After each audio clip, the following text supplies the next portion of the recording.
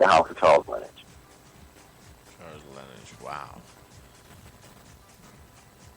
Amazing. Yeah, we tried to do, we have done a tree and set it up with the leaves, and we've done the PowerPoints and all this stuff just to see how it comes down. And it's really amazing, actually, to see how all this has grown and taken shape. And yeah, we did have a scene before anybody from New York came down, except for the visitors. They came down, they were coming to visit, and we caught them in the club and we locked them up. We were thirsty, we were hungry. Yeah, I knew how to roll before I came here, before I moved to Chicago, but seeing that new stuff coming in, because it's like, my role was old. And watching what they were doing now, and then, you know, working with Avant-Garde and what they were doing, and how we were just doing different things. And it's like, again, a lot of us had dance training, which we share with everybody else. We actually had practices where we were in Tracy's basement for like hours, and we would only just use one side of the body. So I was like, I mean, we really worked. They were not playing. Practice was usually run by Tyrone. I did stretches and stuff like that, but and Tracy did stretching as well. We were in it, because it's like we started getting gigs. So, you know, yeah, we wanted to perfect our craft, and we wanted to get a piece of anybody that came through here. We were the top bitches. Wow. But we had fun. We had a lot of fun, and we really did. And that's the key to ballroom scene. You're supposed to have fun, right? It's not supposed to be so controversial the way it is now. Well, I think what happened was that as the ballroom scene started to grow and mature here, that, like with all other regions, when you have other people coming and telling you how you should be doing things and how things should be going, and you get awestruck. You pretty much get starstruck with these different personalities coming down saying, I'm so-and-so, and a lot, and we started busting people out. You know, some people were coming down and saying they were a legend, or they won this and did this and do that, not knowing that we had connections in New York, and that, you know, we had phone numbers that we would call and ask about. So like, who? Like, oh. So, as Aaron would say, right. Shame the devil. Shame the devil. Because, yeah, I mean, let's face it, some of the inner regions have made a lot of status for people who didn't have none. Okay. Let's keep it real. Mm-hmm. There were a lot of people who came down and who didn't have status, whether it would have been Miami, Chicago, California, D.C., Philly. Not all these people were coming through saying that I'm legendary so-and-so and I'm in this house and la la la la la la la. They were nobody. Now it's easier to catch some of this stuff now because we have Facebook, LinkedIn, Instagram, Skype. But it's just a learning curve. I think it's more so a learning curve that now there's a lot of stuff that can be fleshed out. Everybody's now documenting their own personal history as well as their regional and house history. And I think it's a wonderful thing. I think that every house should do its own documentary so that they can say what their history is, rather than somebody from, say, me come and say, no, your house was started by blah, blah, blah, blah, because I remember. Like, no, you wasn't, bro. Shut it down real quick. Okay. Nobody can tell your own story. And don't let them do that.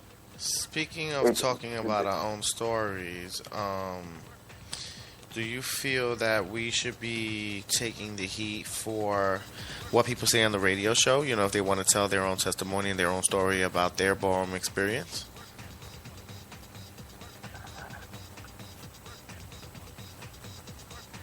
You're making it really hard for me to sidestep some of this stuff, but okay, since you asked.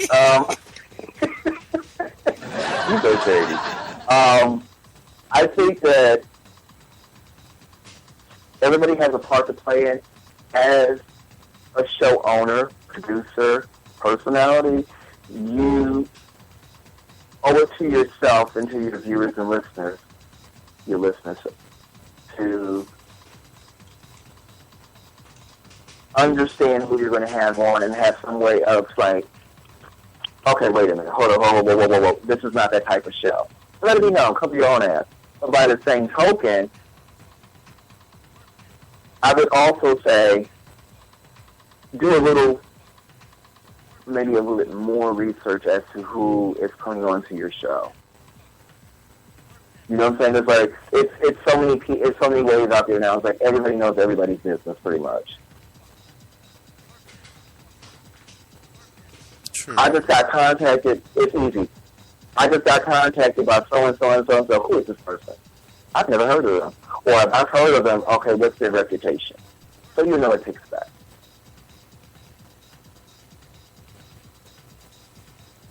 That's just me. But I think that when people have the opportunity, they're going to tell their truth as they see it. And being that some people in the ballroom scene have a way of colorizing and embellishing things so that they look better and bigger than what they really are. Right.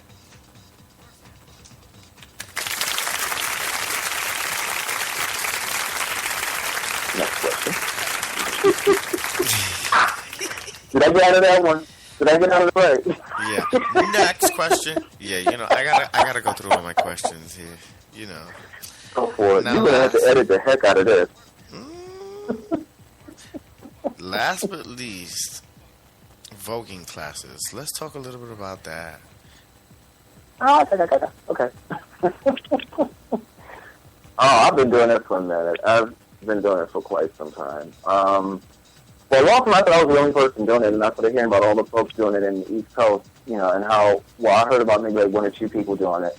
But I started up doing it because the way the School of Art doing started out it was like a little project that was started by Aaron Enigma. He was doing a talk on ballroom history. And he reached out to me because he knew I had the dance background and wanted me to assist him with the demonstration, the stretching, doing like, some of the new wave stuff and stretching, contortion, and teaching that and how to learn how to do it, and just basic warm-up things you should do with your body before you started really getting into it because you can get hurt. Right. After we did that, I think we did it twice. It was just he and I. So that's, in my mind, how the school started, because that quickly went into, would you guys mind doing this over here? Can you do this over here? And then Tommy came in and he wanted us to come and do the same thing, and then it developed into the school, in which case it became myself and Tommy, in which we were just doing it once in a blue moon, and because he had the connection to the agency that wanted to do it, because yes, we first did it in agencies, it just grew. We didn't realize how many people were coming in. I mean, just for kids really wanted to learn how to vote. I'm like, okay, sure, I'll do it, no problem. I have nothing else to do. And it literally grew overnight. I'm not joking. It was like we went from having maybe like 5 or 10 kids to, I believe we've had on occasion close to 100 or over 100 kids coming in per session.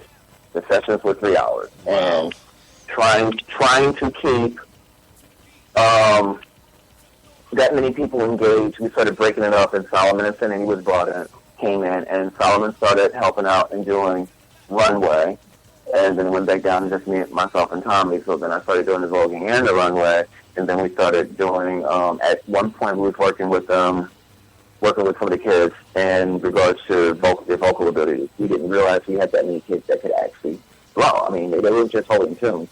These kids could blow. Right. And we started finding out they had all these other hidden gifts and talents, and I started working with them on that. And then one thing led to another. Somebody had reached out to me and said, would they mind performing? I was already doing shows and stuff like that, and I was getting hired out to do little stuff around town. I'm like, okay, cool, no problem. So I got through a connection at Columbia University. I had worked on a show there. Oh, thank you. Worked on a show with them, and I brought a couple of the kids in. Then I got them to perform in that. They all got paid for it, and it just kept growing. And I was being contacted through some of the state, the city and state government, reaching out to do shows with them for different things they had going on. We did Around the Coyote. We've done dance, Chicago, all kinds of stuff here. And everything that these kids did, I made sure they got paid. And that's how they started learning the business, where if you're going to perform, get a contract. If you can't get a contract from, make sure you have some type of agreement, preferably in writing, by way of an email, not through phone conversations, but send emails back and forth. This way you cover yourself at least. And say what you're going to do and agree on it that way. That's a contract. Get them to understand how to work things in your favor so that you don't go out there and you say, well, I'm going to get $400 just to show up here, and I'm going to dance, do this one little spot, and understand what the spot is. Is it a 5-minute spot, 2-minute spot, or 60 seconds or what have you, or you're going to perform like 4 times. They really want you to have a whole group. And once they started understanding that, and then slowly but surely allowing them to do that for themselves, and say, you know what, this is your money, you need to manage it. And learn from the mistakes. But, stuff like that, it just blew up. It was ridiculous. And then I started doing, I've done seminars, workshops with pretty much every major university here. I've done some stuff down in, I've done performances. My medium dance-wise is contemporary and lyrical jazz. So I was already performing, and through my connections and people that I was meeting along the way, whenever I could bring my kids in, I brought them in. I would actually have auditions for the kids to see who was going to do shows. And once they were realizing, I was like, y'all might want to keep it quiet that you're getting paid, because then everybody's going to want to do it. And if I'm holding an audition, guess what? These other kids that y'all don't see, they're going to show out on you. And they did. Word. So that was a bit of a learning thing for them. But the voguing classes, which started off as being a workshop called Vogue Etiquette, which I first started doing.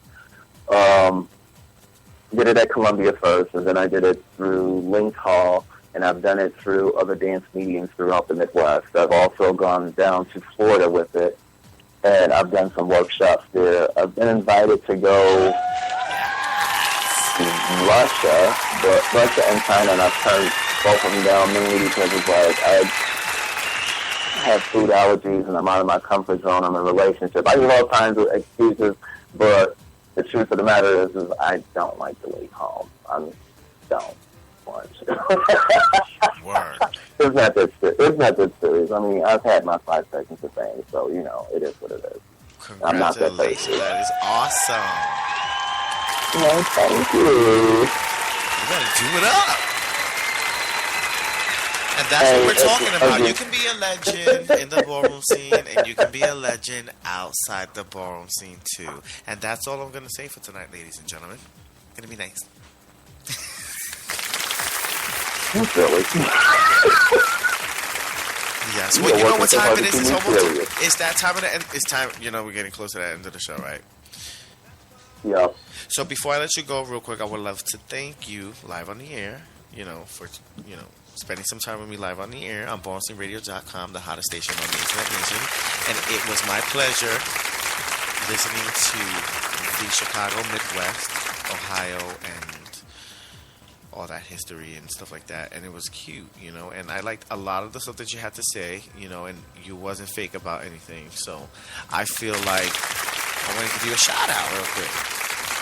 Oh, okay. Yeah, thank you. Yes, you gave a lot of names of the Midwest ballroom history, and and I'm pretty sure that's going to be overlooked, of course, because everyone tunes into the show, and